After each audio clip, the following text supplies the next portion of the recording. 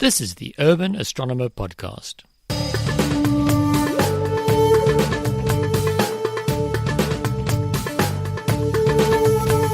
Hi everybody, Happy New Year and welcome to the 41st episode of the Urban Astronomer Podcast, which is also the first episode of 2019. I don't believe in New Year's resolutions, but if I did, I'd have already broken them by publishing this episode in the second half of the month instead of in the first week. Traditionally, in every town I've ever lived, December and January are pretty much dead astronomically because those months are the rainy season and the sky is generally hidden behind murky wisps of defocusing high-altitude cloud at best, or thick black solid sheets of cloud at worst. I'm very seriously thinking of trading my own telescope in for something a lot smaller and lighter, which can be set up on the spur of the moment, rather than needing an hour or more preparation just to use. My vintage C8, with no guide computer, and that needs to be manually aligned every time I set it up, it's a really beautiful instrument that delivers sharp, crisp images, but at this stage of my life, I would happily trade that for something that I'll actually get to use more than once and twice a year. Anyway, 41 episodes in, we are approaching our half century, and I would like to personally thank each and every one of you who have stuck with us this far. Except that I can't because, for whatever reason, you're not a particularly chatty bunch. It's fine. I have logs on my web server which tell me that you're out there downloading and listening to these episodes, even if I don't know your names. Just knowing that you're out there listening keeps me motivated to continue making these episodes, and while I might struggle to put them out as often as I'd like, I am grateful for and even a little flattered by every single download. Now, a small number of you have gone the extra mile and pledged to support us on Patreon.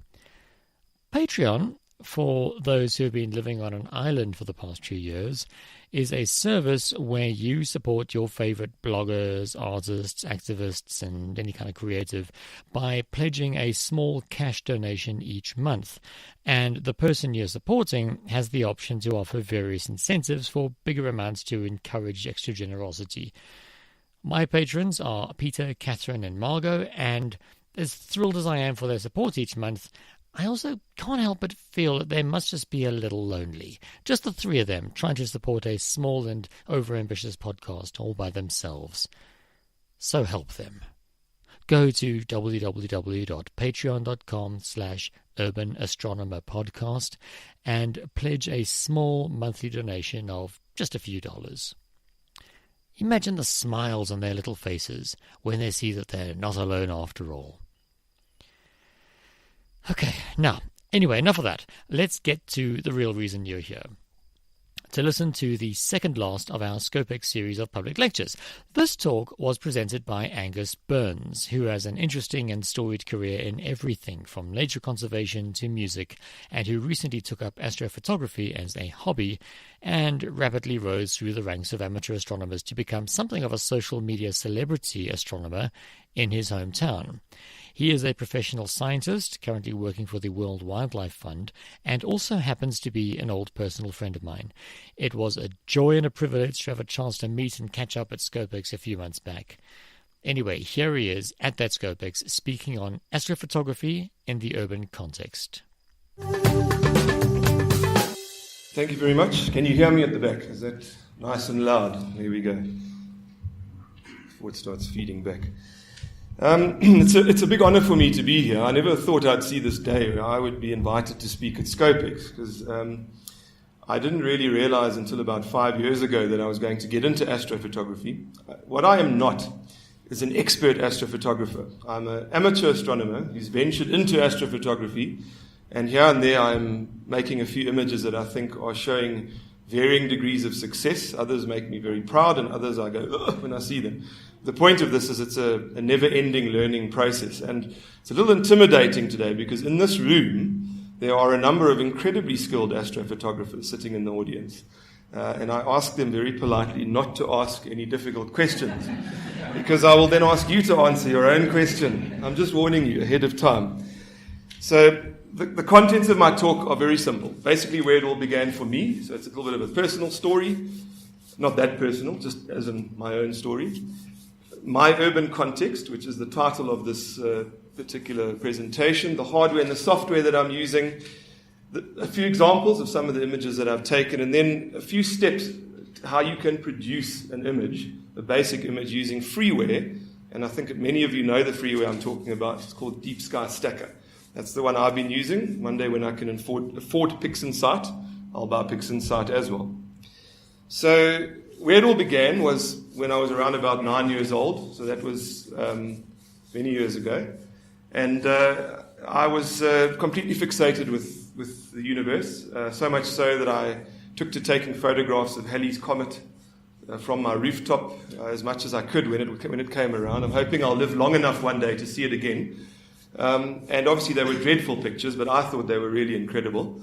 And then I was given this little entry-level Celestron scope, and I started really exploring the universe. And as I got older, I upgraded this equipment, and this is as my budget allowed me. So where I live now is in northern KZN, which is Newcastle in particular. And I have a typical urban context to the majority of people who are probably in this room today. I have very, very annoying lights. I don't know, is there a pointer here today or not? Anyway, I can throw something at the screen. But no, it's fine, it doesn't matter. In the corner of the top left there, you can see street lights. Obviously, there's trees blocking views. In many ways, the trees are a blessing and a curse. They obscure some of the images that I would like to photograph, but they also block the street lights out. So I end up with these narrow bands of sky that I can plan my astrophotography sessions around. There's a few elements of this that I need in order to enable my photography endeavors.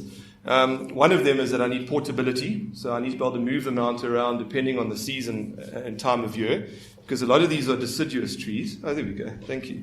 A green light. Is it a red lightsaber? There we go. So there's one of the street lights. There's a street light located somewhere behind there. And as I say, depending on the season, deciduous trees lose their leaves. Then I've got to position the scope somewhere else, and I can get different images and block out as much of the ambient light as I can. Add to that the fact that Newcastle's based at the bottom of the escarpment, so we get incredibly dark skies at certain times of the year, but we also get a lot of dust and smoke from veld fires.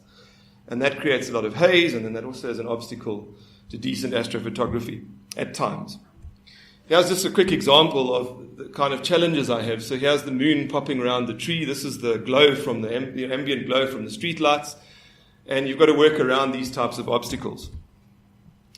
So we're on to now what my hardware is. If any of you ventured past the Celestron stand earlier, you would have seen a bright orange scope.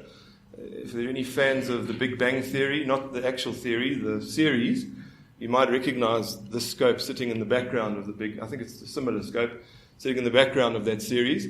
It's quite an iconic telescope, because as a kid I started with Celestron, I carried on with Celestron. And I went through buying a small little Maksatov 90 SLT go-to scope, and I thought this was the most incredible technology. And as the bug bit, I started upgrading, and I eventually got an SE8, and then I got a C-GEM. So here's the list.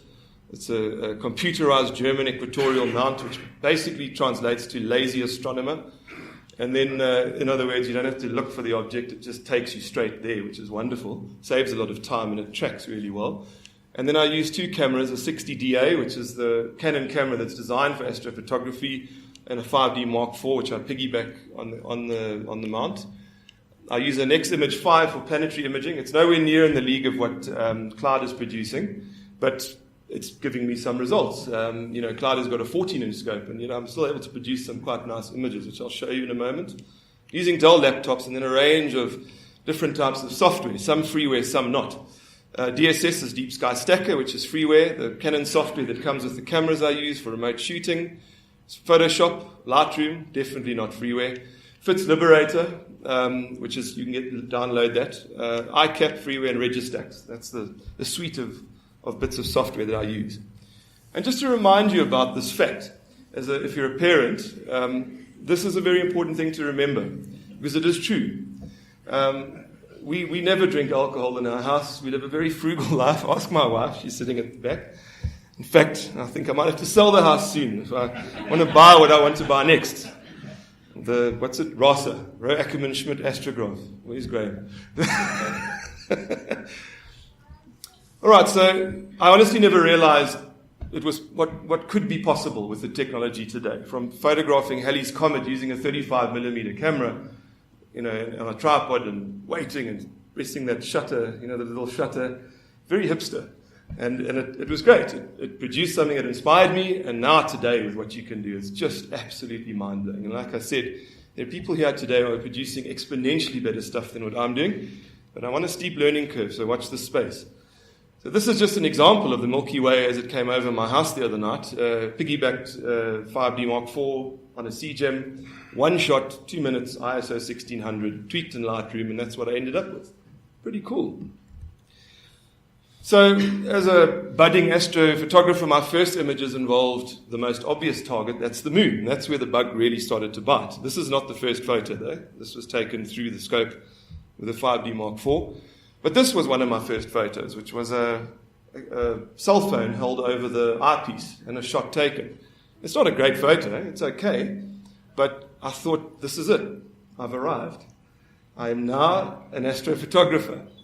And then I really started getting into this. And there were other things that happened tandem to this at the time around nebula and so on. But what I'm going to do is focus on the moon a bit, and then we'll switch to the nebulas and so on. And the photos that I've taken, and this also is through one of the groups I belong to on Facebook. It's an Afrikaans named group, so maybe Lafras. How do you pronounce it? Astrophotography Enthusiasta. Is that correct? Yeah. So there's a group, and it inspires a lot of us to really do other things, not just very scientific-looking photos, but artistic ones too. Lafras is a master at that. And this is the type of stuff now that I'm being drawn towards as well, as capturing the moonrise, a super moonrise over Mittal Steel in the foreground. Very romantic, but in Newcastle, this got a lot of likes, trust me, because a lot of people work there. Or over a landscape, we're surrounded by mountains like that. Or an image like that, straight through the telescope, maybe, I think, 5 or 6 images, saturation tweaked slightly in Lightroom and then stacked, and you end up with a bit of color. Now, I'm not an expert moon photographer. There's some incredible guys out there. Clyde's one of them. There's a guy named how do you pronounce his name? Talya, who's a guy, I think he's from Iran or Iraq or somewhere. Pakistan. And he is producing the most incredible images with a really basic setup, but amazing stuff. And that's part of this group we belong to on Facebook. But I'm pretty happy with the images I'm getting at the moment, including some of the stuff to do with the recent eclipses over the last 2 years or more. So here's a series of photographs. This was taken through a Mach 90, which was that tiny little celestron telescope. Literally walked outside, stuck the camera on the back, pointed it at the moon, pressed solar align, it started tracking, and I took photos through the night just of that partial eclipse, and that was the result. Very quick, very easy. The recent lunar eclipse, I was a bit more elaborate. I set up the 2 cameras, one through the SE8, which is the 8-inch telescope that I use, and then others piggybacked all through the Mach 90, and ended up getting the blood moon, as well as a couple of artistic renderings of that particular event. And I also attracted a lot of very interesting attention. I don't know how many of you have had this experience, but conspiracy theorists, when you post your photos online, you're either accused of lying or being fixated with the heliocentric model of the universe and how the Earth is flat. I don't know if any of you have encountered that. More on that in a moment. This is the more artistic type rendering of these events. This is where and it was actually, I think, Clyde who suggested it on the group. He said something along the lines of, when the moon is covered, the sky is going to be quite dark. So maybe someone can capture the Milky Way and the moon. And so I tried that, and it came out okay. There was a bit of motion from the trees and the wind. But I did manage to get the Milky Way, and then I took a nicely focused shot of the moon and superimposed the 2 images, and that was the result. Slightly more artistic rendering. All from that urban context. You can see how the light from the street lights are lighting up the trees, but it actually made quite a nice effect. And I was quite happy with the result. That's a slightly more manipulated version later on. And this was my answer to the flat Earth responses that I got. So I don't know how many of you, as I said, have encountered this, but there is this theory out there that the Earth is flat. It's somehow people still believe this. I do ridicule that theory now because I'm past the stage of being polite about it. The Earth is not flat, and if it was, the eclipses would be pretty awesome, if you ask me.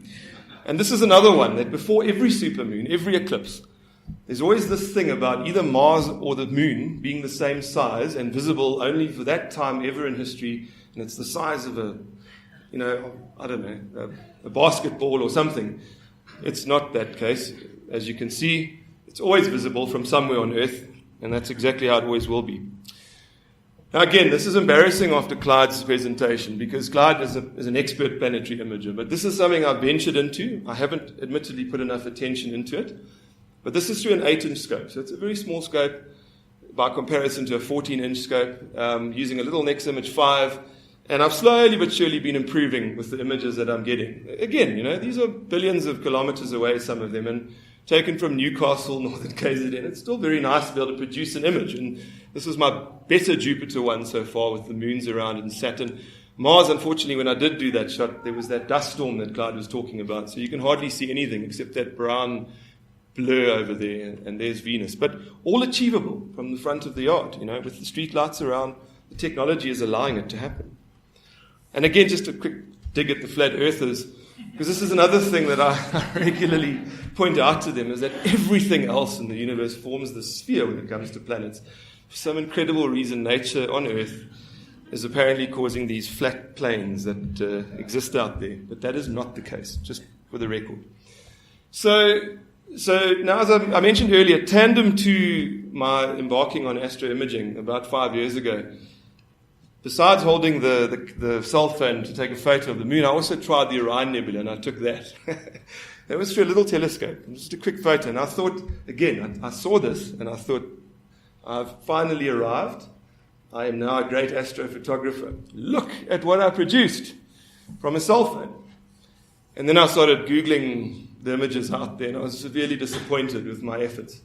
So I thought, I can't let this happen, and I upgraded. I got the SE8 with an alt-azimuth mount. So that first one was through the 90 SLT. This one was through an SE8. And already you can see the difference between the two. The one is an alt-azimuth mount. The one is can carry a camera. The other one can't really. It's a bit small, but it could handle a cell phone. And in this one, I read up on a few tutorials, and after a 30-second period of imaging, I think it was ISO 800, 30 seconds through the SE8 on an alt-azimuth, I arrived at this image after 30 images were stacked in Deep Sky Stacker. And then I thought, no, I've got to do better than this, and I upgraded. I went and bought a computerized German equatorial mount, and that was a complete game changer for me. That was the moment of truth. And when I combined that with a focal reducer, there was a bigger area that I was capturing on the camera, and we started to move into these types of images. 2-minute exposures or more, different ones combined in Photoshop, with a lot more detail coming out. A little bit blurry, that one, but anyway, there's an example of a number of them combined with quite a bit of detail, and some of the central core areas not totally burned out. So it's a nice one to practice on. Every year I set a target to improve my results for this image, and slowly but surely I'm getting there. It's an incredibly steep learning curve. Astrophotography is very difficult, I'm not going to lie, but there's a lot of help out there, and that's the other side, is that astrophotographers are very generous generally. They like to share their knowledge, and that's been very useful to me. This is an example of a Canon piggybacked on the CGEM, on the SE8, mounted on a CGEM. 2 minutes, single shot, ISO 1600. As it came over, it was the one I opened with, except I'd cropped it, and then I did a slightly longer exposure of the how do you pronounce it, Rho-Ophiuchi cloud complex, and it did render some of the colors quite nicely. It's a pleasing image, maybe not perfect, but a pleasing image for me. And then various nebula as I got into this. So the Running Man Nebula here with a satellite through it, I thought it was a meteorite. I got shot down in flames. It's actually a Chinese rocket traveling at 26,000 kilometers above the Earth, and it was perfectly mapped by, I can't remember the name of the gentleman on the group, but he produced the data for me. So you get lucky sometimes. A lot of people would be annoyed with it. I thought it was quite a nice photo to have that satellite captured in it. Slightly wider field view of the two. This was done on a very hazy night, single shot, just quickly altered in Lightroom. I'll do better next year, well, this year, when I'm going to revisit that type of image. The Helix Nebula, I think this is one of the closest nebulas to Earth, if I'm not mistaken. And again, with light pollution, can be quite a challenge. Now, I want to emphasize, I'm not using light pollution filters at all. I'm using post-capture manipulation of with the software to remove as much of it as possible. There's probably a better way to do it, and I can probably learn how in the future. But for now, I'm still getting results. Horsehead is another one.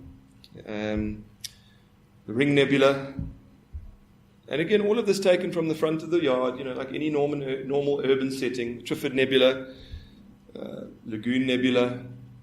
I really like that one. And this wider field shot of the two, which I recently posted. I've always wanted to photograph this, and I finally got around to doing it. I'm hoping to do it again. The Rosette Nebula. Cat's Paw Nebula was a bit hazy that night, but if you look at it, you can kind of make out what looks like a blob there, and a blob there, and a blob there, and it might look a little bit like a cat's paw. This one, I don't know, maybe it's a prawn. I think that's the tail there. And maybe that's the eyes. I'm not sure. This one, the very iconic Pillars of Creation. When I eventually get my RASA, I'll be able to produce something even more detailed and spectacular, but maybe quite Hubble-like.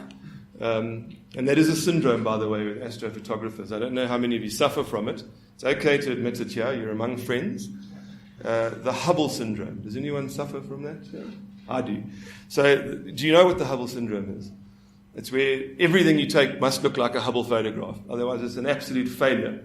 And that is a problem. I'm not going to lie, because I regularly look at it and I think, it doesn't look like Hubble. That doesn't look like the Pillars of Creation photo I've seen. Now, this one was interesting, the Gabriella Mistral Nebula. It's very confusing. There's the proper designation, but it's also called the Carina Nebula, which is incredibly confusing because there's the Eta Carina Nebula. But these common names they can be problematic. But I chose to name it the Gabriella Mistral Nebula, as it's known, because if you look here, here's her nose. She's a Chilean poet, for those of you who don't know. There's her eye, and she's looking down that way. And if you shake your head left and right and up and down, and you squint your eyes, you can sort of make out a person's face. The Gabriella Mistral Nebula. Also photographed from Newcastle. And this is one of my all-time favorites, Eta Carina. So this is the real Carina Nebula. An absolutely magnificent nebula. And quite easy to photograph, actually. Some people might disagree.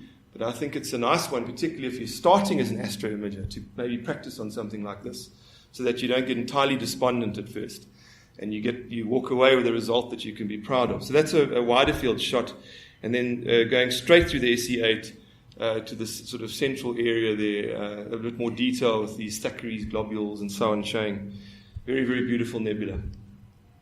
Tarantula Nebula. I've seen different color versions of it, more green. This one came out more red. Maybe it was the haze. Can probably fix that if I was a bit more skilled. And then various clusters, open clusters. The Pleiades with some of the nebulosity present. The Ptolemy cluster, 47 Tucanae. One of my favorites, Omega Centauri. It's an absolute jewel and quite easy to photograph, but focusing is critical. So you need to spend some time on that. And that's the beauty with some of these this camera software with the Canon cameras, is you can zoom in and then get pinpoint focus on the stars and then zoom back out and take your photo. So you can really get a decent image.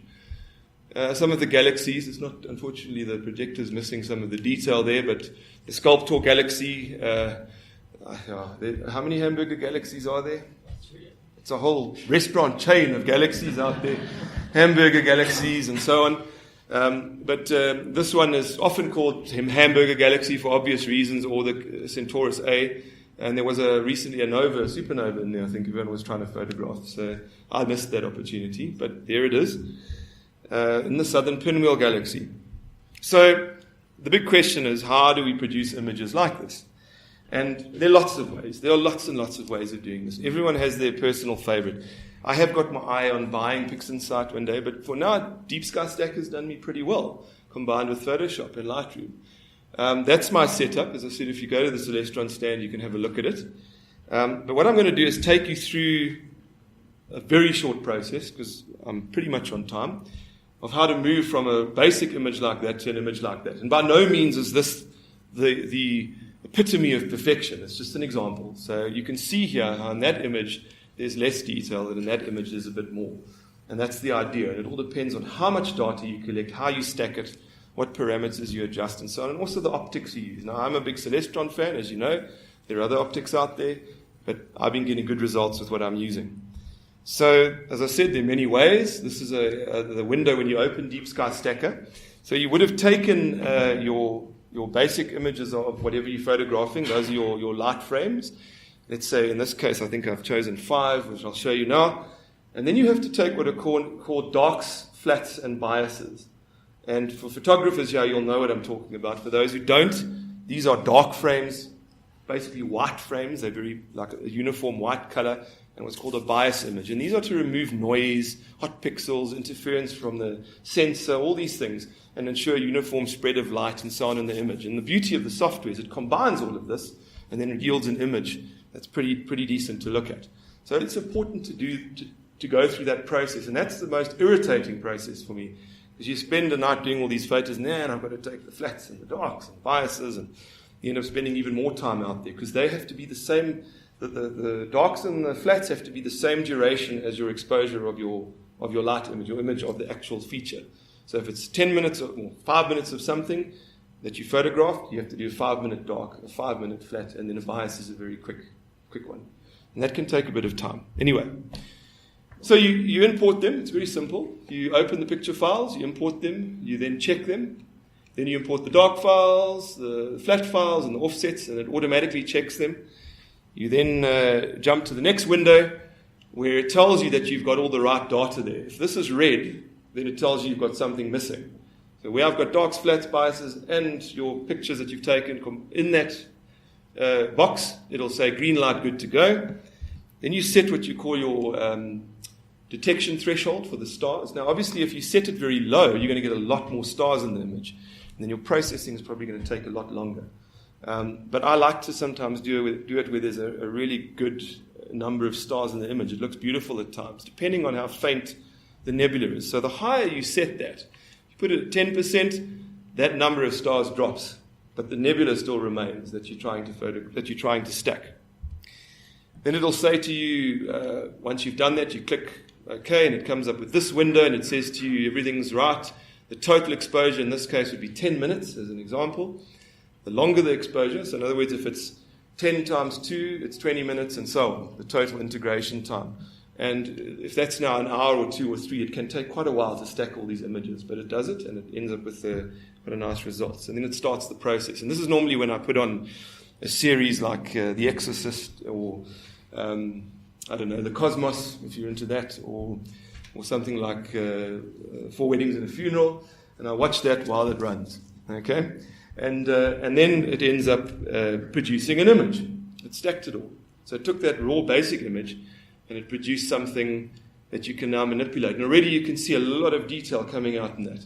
And there's various levels here that you can adjust, particularly the luminance side. If you go in there's a slider, the mids, which if you adjust, you can remove a lot of the haze from light pollution quite effectively. And you can also make the image darker or lighter and so on.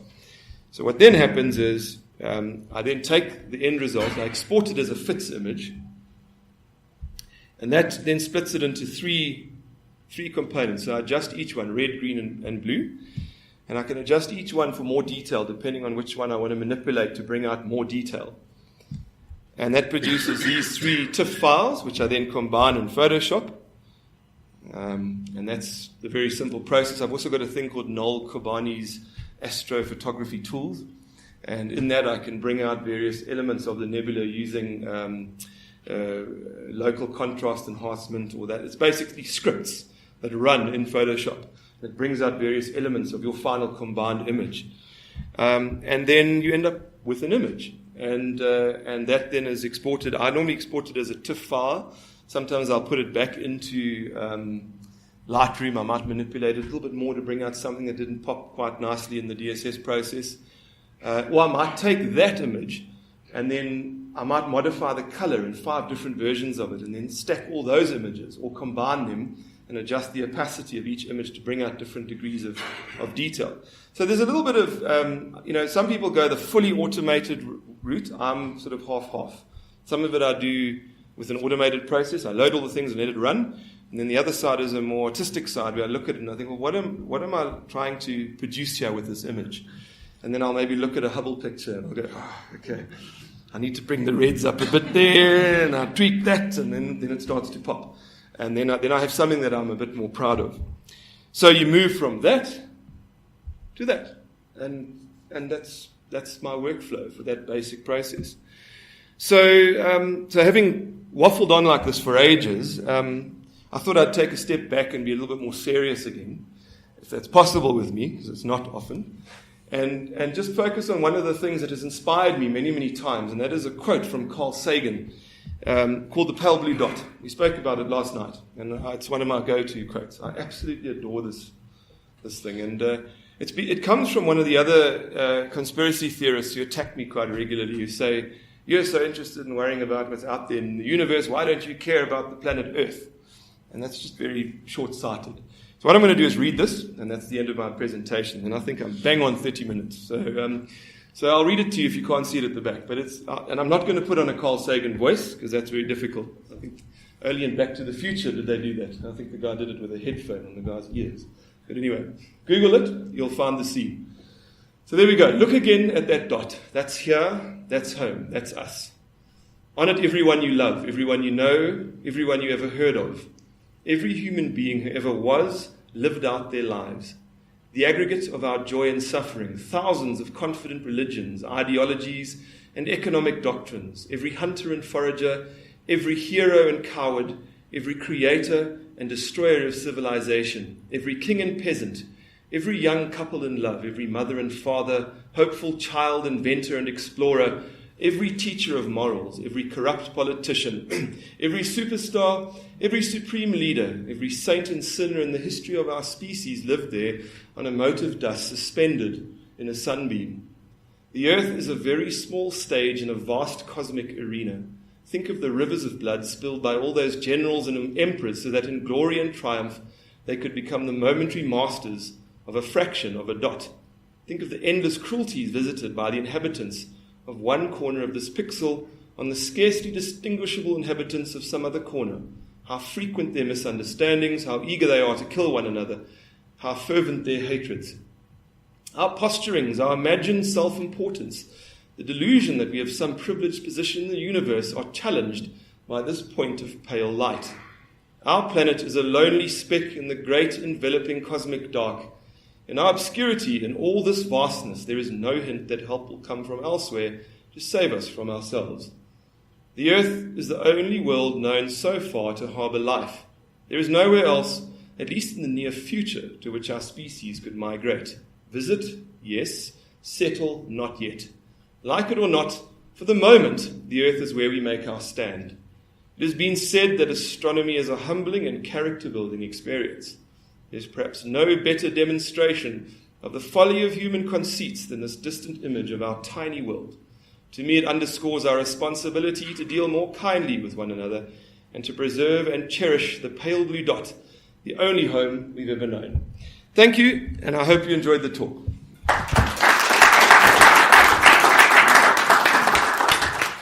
Thank you, Angus. Pleasure. I'm very glad you ended with that, because I gave a talk the other day and did exactly the same thing. It should be compulsory reading for every single human being on Earth.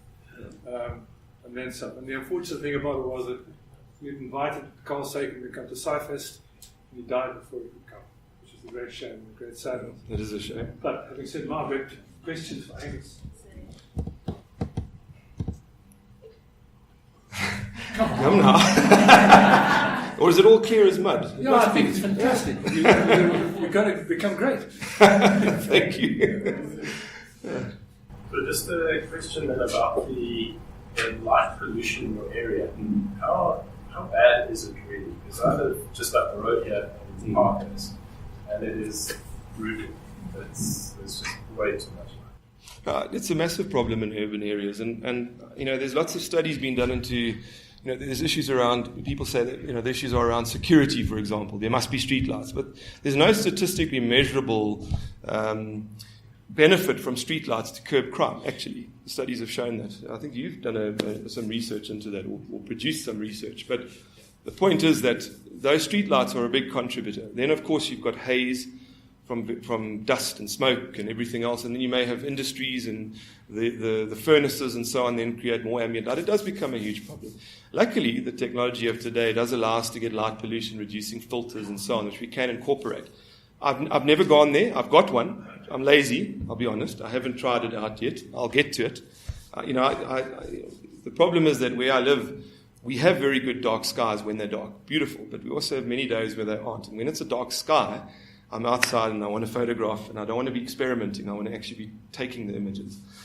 So I work with, I fall back on the things that I'm comfortable with. But it is a real issue. And just me saying that to you proves it, because I have many days in a year where I can't really do decent photography because of that haze and that light pollution. I've thought of you maybe using a pellet gun to solve some of the problems, but I think that would be criminal, and I'm very much a law-abiding person, so I use natural vegetation and trees to block the light and wait for clear conditions after rainfall, and that seems to be the best way to do it. But in answer to your question, it is a problem. It's very much a problem in urban areas, and unlike some of the lucky people here who live in deep rural areas, we have to battle on, But you can still produce images. It's quite interesting. Supposing we had at the beginning of the year that a guy from Germany out who specializes in that. LEDs are becoming a huge problem, because you've got 2% more light pollution now than we did before the LEDs came on the scene. Because the LED is also very bright in the blue part of the spectrum, so they're very bright. And it's amazing. If I give a lecture, for example, in Cape Town, South Tower, at a school, I ask how many of you have seen the Milky Way? Not many hands go up. And if you're in a place like California, which is arguably the worst light polluted area on the planet, after this big earthquake they had about 10 years ago, whatever it was, one of our observers started getting phone calls a few days later. And they were directed saying, did the earthquake have anything to do with the strange appearance of the sky? Because they'd never seen the sky before. The street lights, the power went up, and for the first time they saw the Milky Way and stars. Never seen them before. In fact, in California, it's so difficult to see a full moon. But it's surprising how many people don't look up, even when there is a clear sky. I mean, I regularly get a message out of the blue. What is that bright orange thing near the horizon? And I'll say, it's probably Mars. Where is it? And then I'll take a little thing on my app on my phone and send it to the person. But I think there's a lot more interest nowadays with technology now in astronomy. I'm noticing that. There's a group that I belong to online called the Newcastle Classifieds. It's got 130,000 members. And I'll tell you this story because it's quite an interesting story, short story. But about 2 years ago, after New Year's Eve, I think about 10 days after New Year's Eve, people were letting off fireworks. And I live in a town where people speak their mind, let's just put it that way. So somebody went onto this group and said, and swore about it, who is doing this and who's letting off fireworks 10 days after New Year's Eve? And it erupted into this horrible fight between people online. Horrible, horrible fight. So I thought, let me calm this down. And I went and posted a photo of the Orion Nebula. And I said, guys, calm down. Why don't you look at the natural fireworks up above? These things are up there all the time. And the camera, you can unlock it. And it just exploded from there. Suddenly, people were saying, how did you do this? You're lying. First of all, I got called a liar, that this is an image I'd stolen off the internet. And I said, no, do a reverse Google search. You'll find it isn't. And then they started asking questions. How do you do this? And then I had teachers messaging me and saying, can I take this image? And will you photograph this eclipse that's coming? Will you do that? And it's just evolved into this thing now where I feel completely obliged on a weekly basis to post something new on this platform. Like I said, it does attract some loonies every now and again, and I do get attacked about flat Earth and the end of the world and all sorts of interesting things. The Horsehead Nebula is a great one. The end of the world is coming because of the Horsehead Nebula. And the blood moon too. I got a question. What does the blood moon mean? How do you answer that? Because to many people it means different things. But anyway, I tried to answer it in a nice scientific way. Long story short, it's become a massive interest in that area, and we've got school teachers in deep rural schools taking these images, teaching about the planets and so on. So I think we're moving into a time when we can really capitalize on that with the technology. And despite the light pollution, with the tech that's available, you can still get decent images. I've shown you that. So, yeah, there you go. Angus, thank you very much indeed. Pleasure. Thank you.